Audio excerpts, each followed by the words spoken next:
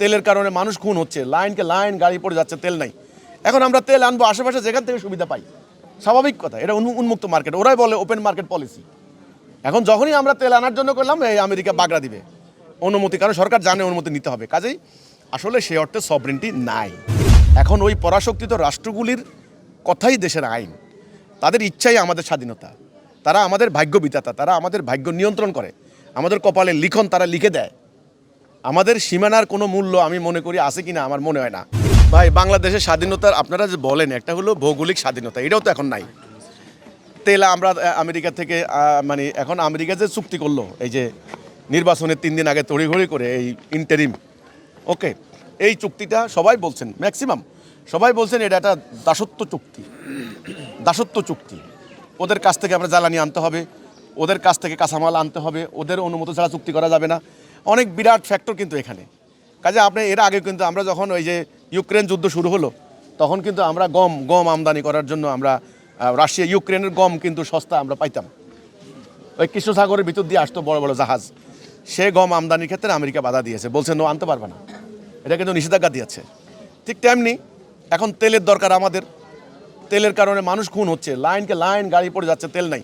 এখন আমরা তেল আনবো আশেপাশে যেখান থেকে সুবিধা পাই, স্বাভাবিক কথা, এটা উন্মুক্ত মার্কেট, ওরাই বলে ওপেন মার্কেট পলিসি।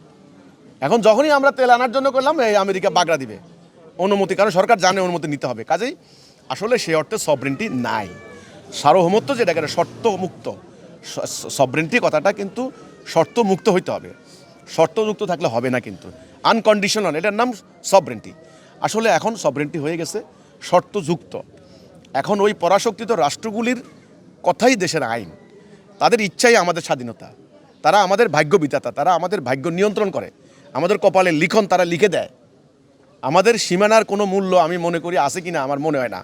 খামোখা আমাদের এই কষ্ট করে বেচারারা, আমাদের বিডিআর বিজেপি এগুলা তারা পাহারা দেয়, ওই যে মাদক টাদক হয়তো পাহারা দেওয়ার জন্য।